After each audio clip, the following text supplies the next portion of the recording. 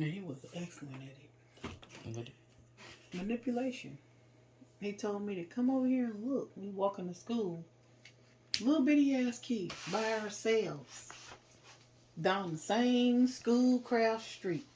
By ourselves. Walking down the street, we get to Strathmore.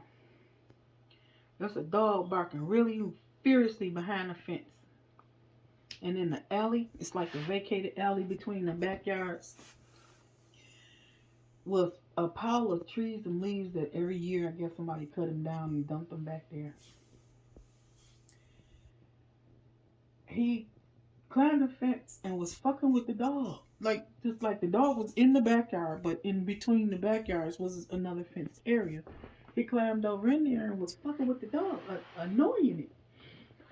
I'm scared because I'm thinking he about to get murdered by this fucking dog. And who gonna save him and who gonna save me after the dog murdered him? So, he was messing with the dog. He got the dog to, still be barking at him or whatever. Then he told me to come and look at this. Come and look. Come and look. And then I finally went over there. All the while, this dog is just acting a fucking fool behind this fence. Even more so since I walked over there. Just like Kiana, doing what Kiana do. And he told me to get in. Come on, the dog ain't gonna do nothing to you. Come on, get in here. Look at this. And then he started jumping on it because it was leaves, a whole big bed of leaves with a whole bunch of sticks on it. And it was kind of spongy like a mattress. And he was jumping on it and showing me. And so I was like, okay. I giggled for a minute, but I was still scared because it was new to me. I ain't never was allowed to walk off into an alley by myself. And let alone blocks away from my house. Blocks. Like Stansbury Cruz, Ardmore, Freeland, Strathmore, or some other street up in there. It was about 5 or 6 blocks away from my house, up a side street, with no adult supervision. None. Walking with this little badass boy. We had whole mamas at home. Not one of them was walking us to school. And a couple of us had whole daddies at home. And none of them was walking us to school either.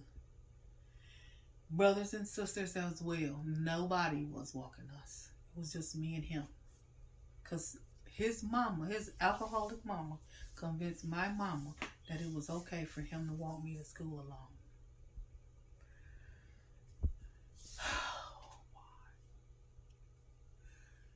So while we was jumping on this thing, eventually I was like, no, we need to go to school. We supposed to be going to school. Let's go. He's like, nope. He stopped and he looked at me. He was like, pull down your panties. And I was like, no. He said, pull down your panties now. I said, no. And then I was like, no, I want to go home. I'm gonna go home. I'm about to climb out this motherfucker. He was like, pull it on your panties or this dog gonna get you. And I was like, oh shit. Oh shit. Oh. And I'm terrified. I'm 6. I don't know what the fuck going on. I'm terrified. I don't know what the fuck going on. I'm just okay. I'm 5 or 6 years. I think I was 5 years old. He was 6 or 7 years old. I'm terrified. Nope. I'm not doing it. I want to go home. And now he's like, if you don't, I'm gonna beat you up. I'm gonna beat you up and this dog gonna get you. It's gonna get you. And then he kept like that, making the dog bark even harder and act the fool behind the fence. And I was scared, starting to cry. And he was like, hurry up and pull your pants down. Hurry up and pull your panties down. And so I just did it. And then he said, now lay down. And I said, no. And he said, lay down. And he got me to lay down. And I was like, the dog gonna get us. I said, the dog gonna get us. We need to leave. We need to leave. He laid on top of me. And he did what he was gonna do. And I can remember him, his expressions was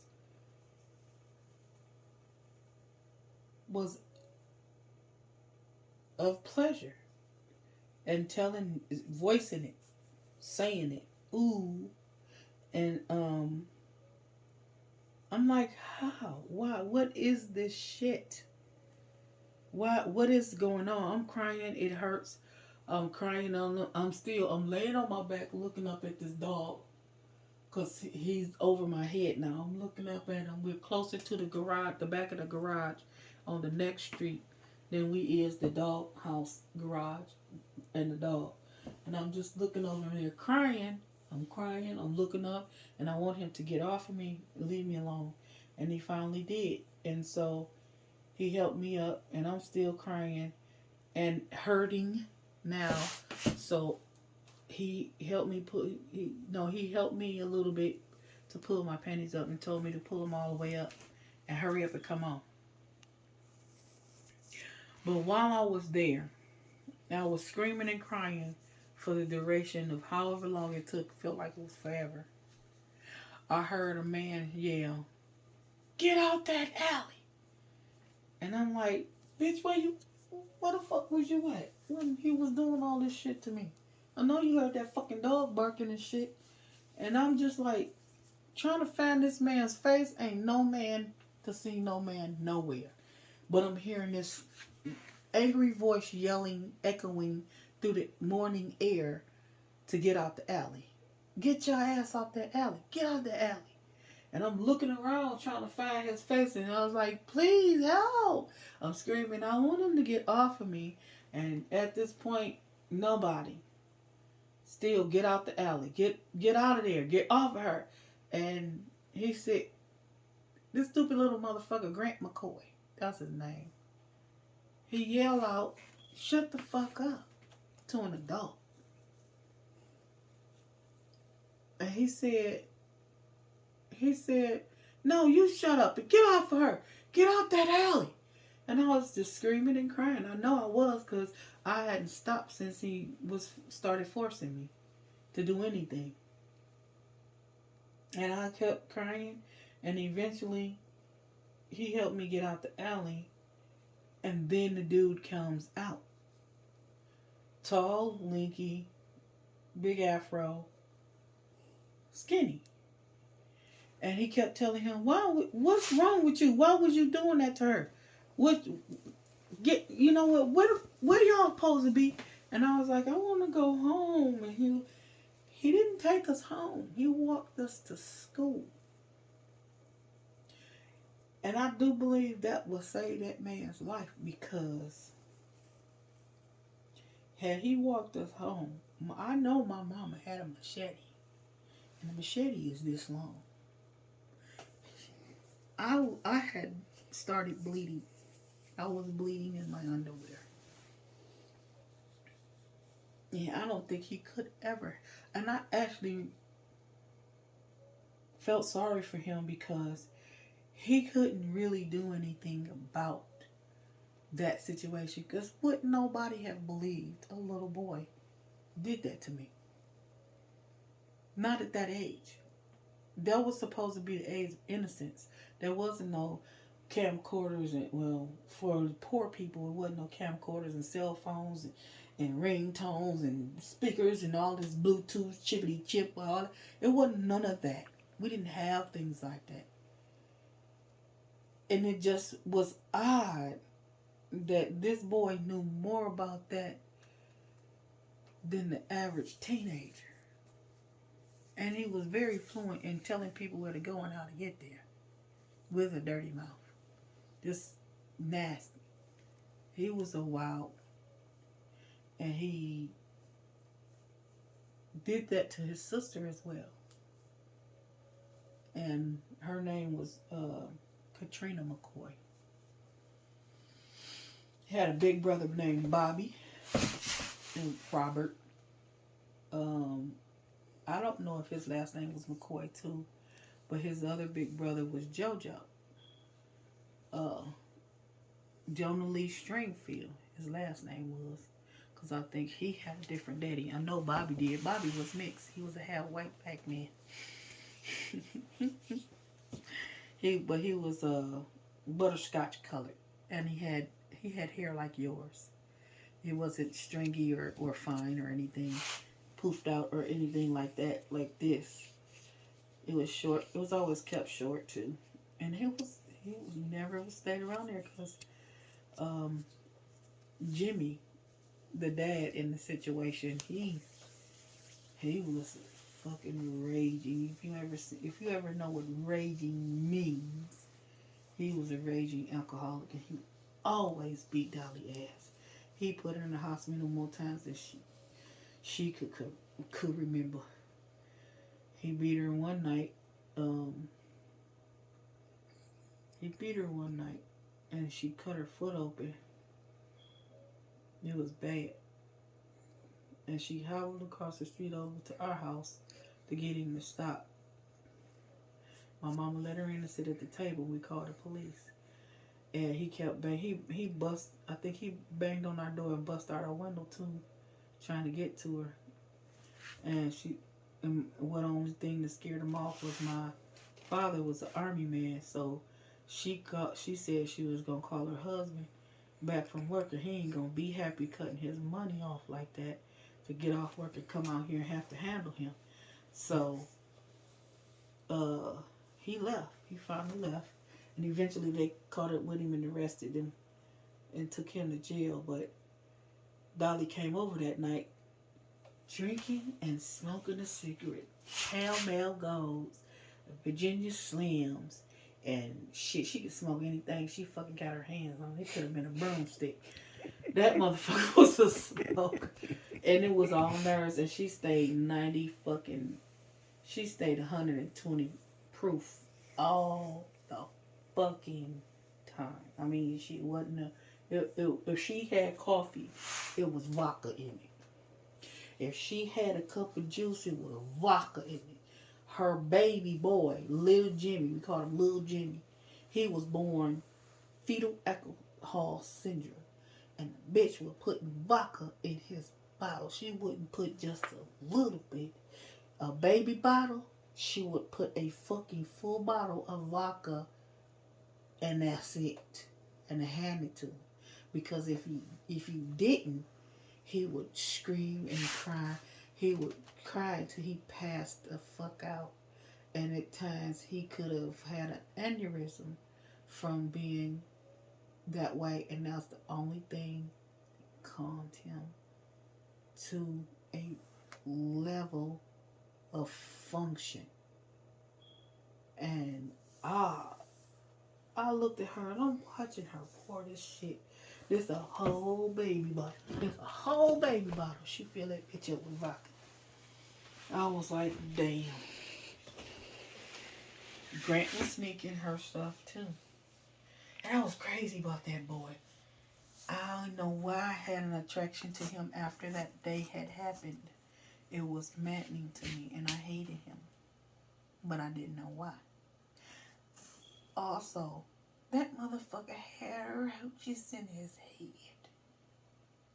This lady named Vanessa and her husband, she was a fair-skinned, I don't know, she might have been Venezuelan or something, or a mixed white woman, I don't know. She looked at foreign, but American. And she was married to a black man next door, a couple doors down from us. And she volunteered to cut his hair one day, because his hair, he had a head full of hair.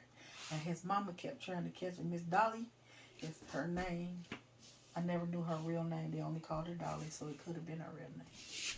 She kept trying to catch him to cut his hair, and he wouldn't let her catch him. And he hated taking baths. And his reason for it was every time he get in the bathtub, roaches would get in the water. We never knew why. Well, found out that day that Vanessa cut his fucking hair. This nigga would roll around like you got a whole tub full of water. He would get in there and move around enough to rub off all the layers of fucking dirt on his ass. And he would roll around in that water. He would spin around. He would swim. He would do the bloop, bloop, bloop. He would wet his hair. He would, everything, would put a soap on his ass and a damn rag and wash it. And he would get out and let his hair air dry. And she would always make him get in the tub at night to be washed for the next day. And I'm surprised he didn't get fucking leprosy from the fucking shit he used to do. And they had roaches, yes. And what it was, they was attracted to the moisture that was trapped on his scalp. You know them dogs that you see on the internet, they cutting all that shit off them dogs. And you see big clumps of fucking fur just jammed together. That's how his hair was to the base of his scalp. But on the top of it was, stretched out like this. It was loose. But on the base of his scalp, they had made nests all around on his fucking scalp. Fat, nasty, funky, ugly, icky, roaches. And I had a fucking phobia of them bitches. Because I woke up screaming because one got trapped in my ear, trying to dig past my eardrum. And I poured some peroxide down in there and I could feel it go. It killed it. But she got him what? She got him over there. She finally sat him in his chair. She told him he had to take a bath and wash his hair. So he finally did it. Came back over there. Sat in her chair. And she was cutting, talking. We was talking. And I was like, getting your hair cut? She was supposed to take it. She told him to take it down to this short. No lower than that, because they was making jokes back and forth, like you look like a little skinhead and this and that and the other. Because again, the whole family was a mixture of everything. The daddy was a Creole man. He came from Louisiana. He was mixed. He was mixed. The JoJo was a white boy. Him and Mama was white. His daddy was white. Jimmy wasn't his daddy. Big Jimmy wasn't his daddy. Bobby was a black white man. He wasn't Jimmy's son either. And I don't know. He kind of favored him, but he was darker than Jimmy. And they would always fight. They would fight hard over there. And then it was Grant and Katrina. They definitely was Jimmy. Grant, Katrina, and Little Jimmy was definitely Big Jimmy's children. But she started cutting in this boy's head. And she was like, ooh, this is kind of funky, boy. And he laughed. And then I laughed. I was like, ew, yeah. And I'm watching this shit. She started cutting and then cut something in half. And I was like, what's that? And she looked at it on the clipper. And it was half a roach. It was a fat ass roach. And the half of her legs was just still moving. She was like, oh, like that. She almost dropped the clippers. She said, oh my God. And then she flicked it out the way, wiped the clippers off. And she's like, oh my God, you had a roach in your hand. She started flipping, and then she decided to grab a comb and pull through some of it to get down to his scalp. That nigga had a fucking army of motherfucking roaches in his head. She started shaving. She was like, oh my God. And he was on her porch, so roaches was hitting the ground, running all which way, and she did not want no roaches. She was like, get off my porch, get off my porch. She was, oh my God, I ain't never heard a grown ass woman scream so loud. And I was screaming too, and then he started feeling bad, I guess, about the roach situation, and he never like respond to me anymore like a child, or friends, if there was ever a friendship there. He sat there long enough, and she called Dolly on the phone. She was like, girl, why the fuck you sitting him over here with these fucking roaches in his head? I don't want no goddamn roaches in my house. She was cussing Dolly dog. She was like, and ain't no way I can leave an inch worth of hair on him. He got roaches all in his head. They have made a nest all over his head. I can't do this, Dolly. So she took him, I think she took him back across the street on their porch and finished cutting his hair. She cut him bald. He had no hair on his. And she said, go in the house and take another bath, goddamn. And she said, actually use soap. I mean, literally, I was in the bathroom standing and looking at him rolling around in the water. And he didn't wash his ass. So I understand what she was saying. She was like, I can't cut his hair no more. She said, I cut other people's hair. I can't put that on nobody else's head. I don't blame her. Motherfucking roaches was living the life of fucking the lifestyles of the rich and famous. Oh my God, that was terrible. And he lived. After that, he was run with the bad boy on the block. I forget his name. Tank. No, not Tank. Tank was real bad and way older. But the other boy, that was a couple of doors going toward Interville. I think his name was Pookie. Pookie and Grant, yep. And then they had a whole bunch of other boys. Okay. And I think they might have had joined up in the gang because Grant started stealing cars. That nigga showed up to our house in a fucking bando zoom.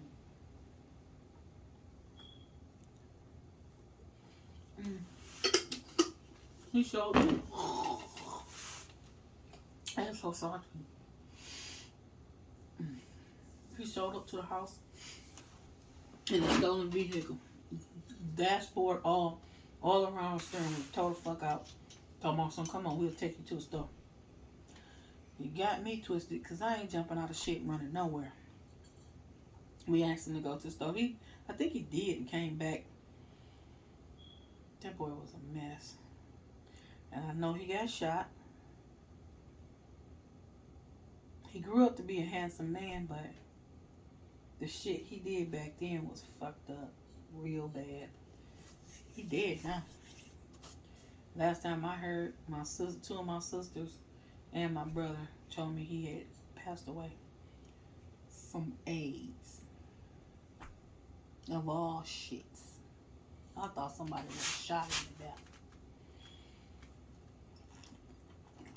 When was that? I don't know how many years ago, but from what I'm understanding, Lil Jimmy, JoJo, and Grant, I believe Bobby had already passed a while back. Dolly is gone and so is Jimmy. And I think the only one left on this earth is Katrina because she had it the hardest because she was the little girl in the house. House full of fucking boys and a grown-ass man. And Dolly, she couldn't protect herself, so I'm quite sure it wasn't only Grant doing shit to little Katrina. That's fucked up. That's real fucked up. But I hope she have peace now. I know she got children and a husband. If they ain't married, she is. I'm not sure. But I'm sorry for all the trouble and pain she went through, because I know she went through a lot. But and she still got them big bushy black ass eyebrows. I don't know who daddy. I don't know. I don't even think Jimmy was her real father, but she had some thick bushy black ass eyebrows. I don't think she was really related to Jimmy. I don't know. She had a squarish looking face. She didn't look too much like the rest of them. When she was little, she did. But it was just crazy. Their family was hardened by the unwavering evil from the father. And Dolly stayed drunk to deal with it. She couldn't run away because anytime we've seen her try to run away, he'd grab her by all of her fucking hair and wholeheartedly punch her in the face. That's some shit you don't ever see. And she was always bloody, swollen lip, busted out cracked ass teeth, cut, sliced the fuck up foot, hands, fingers, broken this, broken that. I think he broke her arm at one point.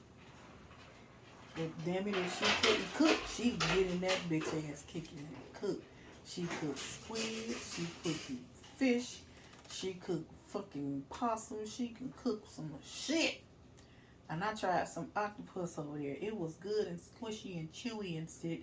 And it actually, the flavor actually tastes good. But she didn't clean it right. Because the octopus has a coating of mucus, membrane stuff on it, you know? So it can help suction onto stuff and live under the ocean without being, you know, attacked by any diseases or, you know, parasites or whatever. So she cleaned it as best she could. She washed it and seasoned it and put it in and fried it in a skillet. Pretty good. But I left the everlasting, it was a greasy coating, like I licked a spoonful of hair grease. It was not good. That's the bad part about it, but the flavor was okay. I like watching the Chinese folk when they do their culinary stuff and how they do up to octopus. But again, I didn't realize I wasn't supposed to be eating that shit. But man, that was a family. That was a wild ass family. Bobby had this dog. He had this dog. And I can't remember what the dog name was, but that dog was a fucking psycho. It was a pit bull. I can't remember it. Your uncle will know. Your uncle will know the dog's name. Kim will know the dog's name because Kim liked Bobby. And Kim and Bobby might have tried something at one point, but it didn't go over too quickly and stay long. But Kim knew how that motherfucker was. That dog was so volatile. It hung its own self trying to get at somebody. It was in the front yard, chained to a fence, barking and rocking and rolling around. And it jumped the fence and got caught up and hung itself. And it died. And Bobby came back and found the dog, picked it up like this, and was crying. I was like a grown ass man. But I guess that's all that he had that, you know, he really truly loved. Because it was not a functional family. I mean, we functioned, but we wasn't really functional. That family just wasn't functioning or work together whatsoever. I mean, the mutual thing is it was a house right there. We gonna come in there. We gonna sit, eat shit, piss, and wash, and then leave. And that's it. That was the whole of it. That house stayed dirty and fucked up on the regular. And every time Jimmy was sober enough to know that the house was fucked up, Dolly got her ass whooped if she wasn't up cleaning. But she was always too banged the fuck up, toe up feet. And her feet was like this. Like they was literally curved.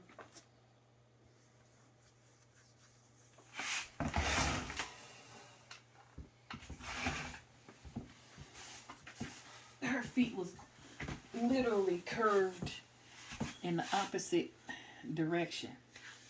Because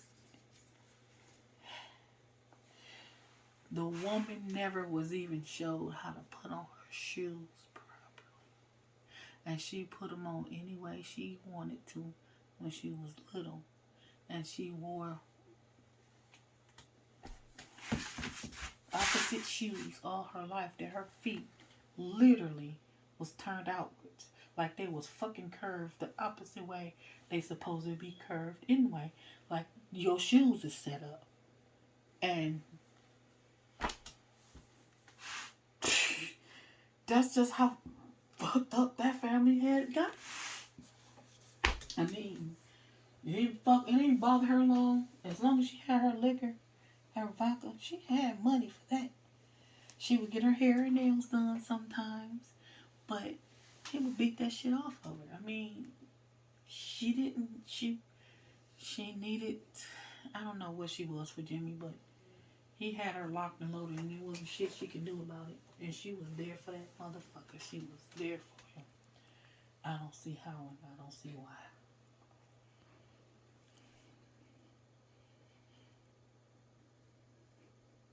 My family wasn't no better. My daddy used to beat the shit out of my mama. And he was 6'2", and grabbed my mama by the neck and do this into her skull and shoulders and shit. With her chin. With his chin. It's a whole grown ass man doing it to a little woman. And that's what Jared used to do. No. That's a bully. It's a bullshit too. He used to do that to her.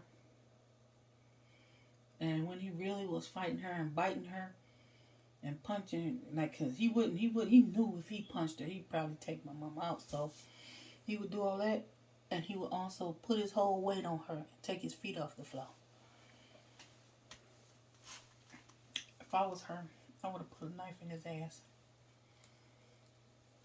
I would have had a knife and stuck it on the side of me. As soon as we went down, he would have been jammed.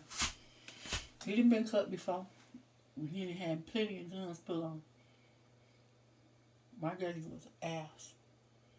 But he was my daddy. And I think that's why my mama couldn't stand the sight of me. She didn't know what to do with me. I looked too much like him. So did my brother. But my brother, he was little. He favored her beauty more than my daddy's ugly. And I just looked just like his motherfucking man. You know, nobody like that shit. That brings me to the part where I tell you about my sister Miriam's little shitty ass. We was talking. We wound up having a fight for some reason. I was in her shit or in our side of the room or whatever. Why she tell me, you know we poor. You know why we poor, right? We poor because of you. And I'm like, what the hell? Did I drop some jelly out of here? No. I'm like, we poor because of what? She said, we poor. We was so rich back before you showed up. And I'm like, huh? See, look, we used to be rich. We used to have a lot of money, well to do. But one day somebody knocked at the door when my mama opened it. That's how she put it. My mama opened it. She looked around and saw nothing but a basket there, and you was in it. And you was crying. So she picked you up and brought you in. And ever since you got here, you cost so much money to keep and feed and take care of. We ran out of money. And I was like, bitch. I was like, and I'm